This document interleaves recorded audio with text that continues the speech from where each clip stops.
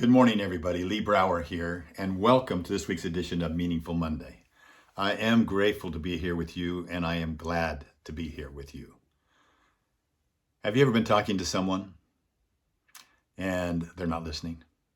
They look like they're listening, but you can tell they're not listening. And perhaps there's some people that don't want to listen to you. What would be some good reasons why people would not want to listen to you?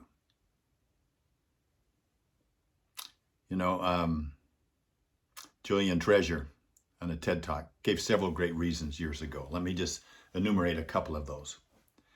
If you're gossiping, people will not want to listen to you. And let's face it, when you gossip to someone, in all likelihood, they're going to gossip to someone else about the fact that you're a gossiper. It spreads like wildfire. So don't be a gossiper. Second thing is, don't judge. Don't judge. When you judge, you put a label on their head and you get confirmation bias and you'll see things differently. And when you see people in a box, you treat them in that box and they don't want to be around because they don't want to be judged. So eliminate judgment from your speaking and what you're doing. Third thing is, the third and the fourth category, I think, go together. They talk about negativity and complaining. Nobody likes to be around somebody that's complaining all the time and somebody that's negative all the time. And it seems like they're sweet cousins of each other. I call them whining or whiners. And I'm reminded of a great quote by Jeffrey R. Holland, who's an educator and a religious leader. But he said, no misfortune is so bad that whining about it won't make it worse. No misfortune is so bad that whining about it won't make it worse. So whining, eliminate whining. Giving excuses, take responsibility. If you're up there making excuses for this happening or that happening, don't do it. Just let it go. And how about exaggeration?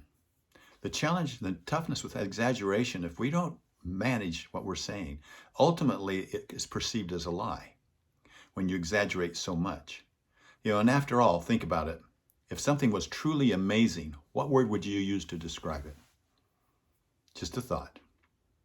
And then dogmatism. Dogmatism is the confusion of facts with opinion. Now, how many places do we see all seven of these all the time? We can see them in one person sometimes. Some of our politicians, they gossip, they judge, they're negative, they complain, they have excuses for everything that's happened. They lay blame on somebody else. They have exaggerations, and you don't know fact from fiction. How many of our newscasters do we see? And it's all around us. We can start as leaders to make a difference. It's up to us. I use an acronym called GALL. Have the gall to do it. Have the courage to do it. GALL is a synonym of confidence.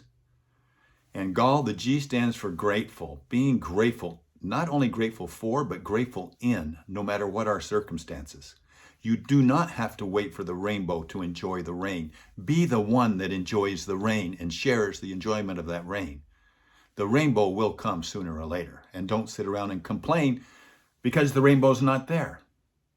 And then be authentic. G-A, be authentic from your heart. Be you.